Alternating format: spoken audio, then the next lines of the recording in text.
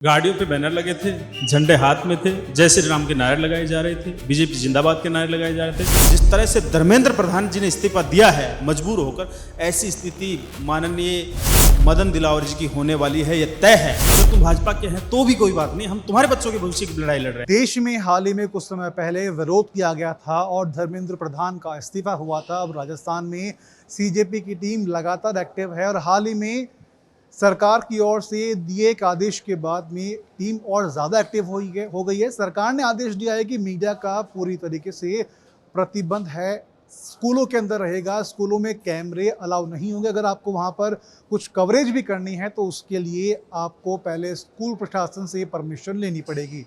अब इसी में पहला सवाल ये उठेगा कि जब जिस स्कूल में परेशानी है, क्या उस स्कूल का प्रशासन हमें वो काम करने की अनुमति देगा या फिर हमें वो सच्चाई दिखाने की अनुमति देगा जो वहाँ पर है। इसी को लेकर के सीजेपी के लोग हैं, सीजेपी के कार्यकर्ता हैं, वो जयपुर से लगभग 17 से 18 किलोमीटर दूर बरोगडू के आसपास दो सरकारी स्कूलों का उनका आज पूरा देखने का कार्यक्रम था। लेकिन जब एक गांव में वो पहुंचे तो वहां पर उनके साथ बदसलूकी की गई। आखिर वो कौन लोग थे, क्या उनका मकसद था, ये तो खैर अलग बात, लेकिन वो खुद बताएंगे कि आखिर वहाँ पर क्या उसका कारण रहा। आप वहाँ पर गए, आपके साथ बदसलूकी हुई, शुरुआत में मैं जानना चाहूँगा कि क्या क्या एक पॉइंट टू पॉइंट स्पेस था। देखिए, हमें सूचना मिली कि रामपुरा कंवरपुरा गांव है जो कि शिवदासपुरा पुलिस थाना क्षेत्र में आता है, बगरू विधानसभा क्षेत्र है। सूचना ये मिली कि जहां स्कूल है, सरकारी स्कूल है, राजकीय माध्यमिक स्कूल है, उसके अंदर भैंसें बांधी गई है, भैंसों का तबेला है, वहाँ स्कूल चल रहा है, बच्चों को पढ़ाया जा रहा है। तब ये सूचना सीजेपी के साथियों को, आशुतोष रांका जी को, भाई गिरिराज जी को हमें पता लगी तो हम लोग एक टीम के साथ में वहाँ पे गए। और रास्ते में जाते वक्त हम तो स्कूल से काफ़ी दूर थे, स्कूल तक पहुँच ही नहीं पाए। उससे पहले ही षड्यंत्र पूर्वक कुछ वहाँ के मैं यूँ कहूँ कि कुछ जो नहीं चाहते थे, या कुछ वहाँ के भूमाफिया लोग हैं, टाइप के लोग हैं, जो कहीं ना कहीं जो बातें हमारे सामने आई कि साहब वो स्कूल की ज़मीन के ऊपर कब्जा करना चाहते हैं, कुछ ऐसे टाइप के लोग हैं। कुछ बीजेपी से जुड़े हुए लोग थे जो कि वहाँ पे जब पथराव किया था तो बीजेपी के जिंदाबाद के नारे लगा रहे थे। तो ऐसे लोगों ने हमारा विरोध किया। कुछ लोग, पूरा गांव नहीं, कुछ लोग थे ये, और अधिकतर लोग तो बाहर से आए थे, जो गुंडे बदमाश, जो लाठी, यानी कि क्या बोलते हैं, ट्यूब होती है, बाइक की ट्यूब होती है, ट्यूब के अंदर पत्थर डाल करके हमारे ऊपर वार किया गया, लाठी डंडों से वार किया गया, पथराव हमारे ऊपर किया गया, हमारी गाड़ियों के शीशे फोड़े गए, गाली गलौज दी गई, महिलाएं थी हमारे साथ में, उनके साथ में बदसलूकी हुई है। ऐसा माहौल गठित हुआ है वहाँ पे। पूरे घटनाक्रम में आपके जो लोग थे, आपके कार्यकर्ता थे, उनके किन किन लोगों को चोटें आई, क्या क्या पूरा घटनाक्रम? देखिए, लगभग सभी साथियों के हल्की फुल्की चोटें आई हैं, मेरे भी कुछ चोटें आई हैं, भाई गिरिराज जी हैं, इनके भी चोटें आई हैं। एक हमारे संजू जी हैं साथी, मोंडरू रिंगस के निवासी हैं, उनका एक हाथ फ्रैक्चर हुआ है, दूसरे हाथ में गंभीर चोट है, वे ज़्यादा चोटिल है। और भाई आशुतोष रांका जी हैं, कुछ चोटें उनके भी आई हैं, और भी ऐसे सभी साथियों की हल्की फुल्की चोटें आई हैं।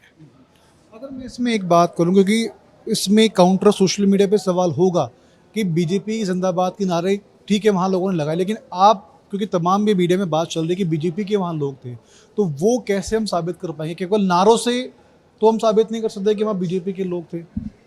गाड़ियों पे बैनर लगे थे, झंडे हाथ में थे, जय श्री राम के नारे लगाए जा रहे थे, बीजेपी जिंदाबाद के नारे लगाए जा रहे थे, नक्सलवादी हमें बताया जा रहा था, पाकिस्तानी हमें बताया जा रहा था, देशद्रोही हमें बताया जा रहा था।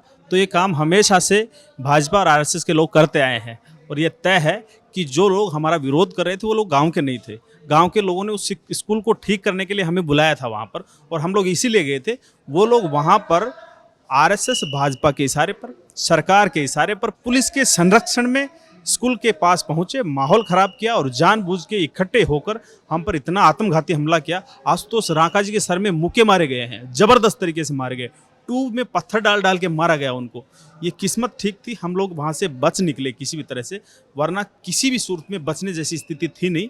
और ये पूरी योजना सरकार के इशारे पर हुई है, पुलिस की संरक्षण में हुई है। मैं कहता हूँ वहाँ के जिम्मेदार अधिकारियों के सह के कारण ये हमला हुआ है। पुलिस के अधिकारी कोई लोग मौजूद नहीं थे?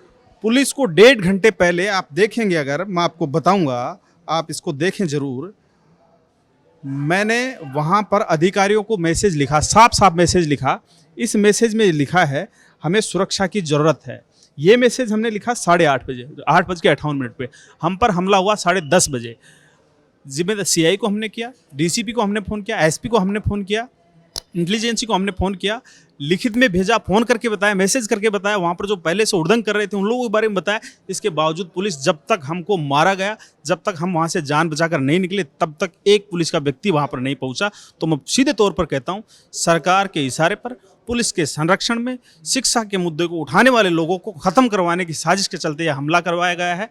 और जिस स्कूल को भाजपा आरएसएस सरकार के लोग दबा कर रखना चाहते थे, उस स्कूल को आज पूरा भारत देख रहा है मीडिया के माध्यम से। हम लोग ना तो पुलिस से डरने वाले हैं, ना इस तरह के किराए के जो गुंडे हैं, जो कि जिनके बच्चे कभी पढ़ते नहीं हैं, ना खुद कामयाब हैं, जो शिक्षा व्यवस्था को सुधारने नहीं देना चाहते, इस तरह के लोगों से डरने वाले नहीं हैं। इस घटना के बाद पूरे राजस्थान में हमने बड़े स्तर पर देखा है, विरोध प्रदर्शन है और ये सड़कों पर उतरेगा। जिस तरह से धर्मेंद्र प्रधान जी ने इस्तीफा दिया है मजबूर होकर, ऐसी स्थिति माननीय मदन दिलावर जी की होने वाली है, ये तय है। उन्होंने कहा है कि स्कूल में नहीं घुसेंगे, स्कूलों में आप काम नहीं करवा रहे, पट्टियाँ टूट रही हैं, चू रही हैं, पंखे नहीं है, बाथरूम नहीं है, टॉयलेट नहीं है, पर्स नहीं है, भैंसें उस स्कूल में बांधी जा रही है, गुंडे उसमें शराब पानी पीते हैं, चार दीवारी उस पर है नहीं स्कूल पे। उस स्कूल को सरकार ठीक करना नहीं चाहती। हम जैसे लोग उसको अगर शिक्षा को ठीक करना चाहते हैं तो मीडिया को नहीं घुसने देते। तो सरकार चाहती क्या है? किसी भी सूरत में लोकतांत्रिक देश है, हम आवाज़ दबने नहीं देंगे। और ये इस घटना में जिन लोगों ने घटना को कारित किया है और जिन अधिकारियों ने लापरवाही बरती है, समय रहते उसके ऊपर एक्शन नहीं लिया गया, समय रहते उस ऑर्डर को वापस नहीं लिया गया मदन दिलावर जी के खिलाफ, तो आने वाले समय में प्रेस कॉन्फ्रेंस करके सारी सीनियर टीम से तय करके हम लोग राजस्थान में मदन दिलावर जी का इस्तीफा मांगने के लिए तैयार हैं। ठीक है, इसमें जो सामने लोग थे उनकी तस्वीरें आपके पास में, तो क्या उन पर एफआईआर की प्रोसेस शुरू हो चुकी है? बिल्कुल, हमारी लीगल टीम लगी हुई है और हम लोग एफआईआर करेंगे, निश्चित तौर पर एफआईआर करेंगे। आप देख लेना, हमें नाम भी उनका कुछ लोगों का तय किया है, हमें पता चला है कि वो लोग भाजपा के जुड़े हुए लोग हैं सारे। हम तो ये कहते हैं, उन लोगों को भी कहते हैं, ये तुम्हारे बच्चों की लड़ाई हम लड़ रहे हैं। अगर तुम भाजपा के हैं तो भी कोई बात नहीं, हम तुम्हारे बच्चों के भविष्य की लड़ाई लड़ रहे हैं। आपके बच्चे भी सरकारी स्कूलों में पढ़ते होंगे। इस देश की अगर शिक्षा व्यवस्था ठीक होगी तो आपको सद्बुद्धि आए, आपके बच्चों का भविष्य ठीक होगा। उस लड़ाई को हम लड़ रहे हैं और आप हमें मारने के लिए तैयार हो रहे हैं। क्या साबित करना चाहते हैं आप? ठीक है, इसमें अब चूंकि ये घटनाक्रम पूरा हो चुका है, इससे आगे की रणनीति या प्रक्रिया आप लोगों की कैसी रहेगी? देखिए, सभी साथियों से मिल करके एक रणनीति हम लोग तैयार करके हमारी रणनीति जारी है। सबसे पहले तो हम मुकदमा दर्ज करवाएंगे इसके ऊपर, और अभी भी हमारे साथी कुछ नीचे हैं, हमारे कुछ का इलाज चल रहा है। तो अभी हम लोग बैठ करके एक प्रेस कॉन्फ्रेंस करेंगे और हम अपना एक अल्टीमेटम भी हमने सरकार को दिया है कि 48 घंटों के भीतर अगर जो सरकारी जो फरमान था, जो तानाशाही फरमान जो जारी किया था इन्होंने, सरकार ने, अगर उसे वापस नहीं लेती है तो बड़ा आंदोलन होगा और उसके लिए तमाम जनता है सड़कों पे उतरेगी। मजबूरन होकर के सरकार को, जैसा कि जंतर मंतर पे आंदोलन चला था और धर्मेंद्र प्रधान को इस्तीफा देना पड़ा था, उसी की एवज में राजस्थान के अंदर शिक्षा मंत्री मदन दिलावर को भी इस्तीफा देना पड़ेगा और मांग हम जल्दी ही करेंगे। दूसरी बात, हमारे एक साथी है संजू, एडवोकेट है, पढ़े लिखे व्यक्ति हैं। उनको चारों तरफ से गुंडों ने घेर कर पैरों के ऊपर लाठियां बरसाई है, हाथ के ऊपर लाठियां बरसाई है। वो भर्ती हैं, हाथ टूट गया, उनका हाथ तोड़ दिया है। वो उन लोगों की बच्चों की लड़ाई लड़ रहे थे जिनके बच्चों को स्कूल में पढ़ाई मिलेगी, उनको मारा गया है, जान से मारने की कोशिश की। कितनी शर्मनाक बात है ये। बहुत शुक्रिया आपका। तो तमाम जो कार्यकर्ता थे उनके साफ तौर पर कहना है कि जब तक प्रदेश के शिक्षा मंत्री इस नियम को वापस नहीं लेते हैं और इन पर जिन लोगों ने हमला किया है उन पर एक्शन नहीं लिया जाता है, तब तक ये चैन से नहीं बैठेंगे। सरकार को अल्टीमेटम दे दिया गया है। खैर, अब आने वाले दिनों में किस तरह की रणनीति तैयार होती है, यह है देखने वाली बात होगी। कैमरामैन संजय के साथ रौनक पारेख, पीके टाइम्स, जयपुर।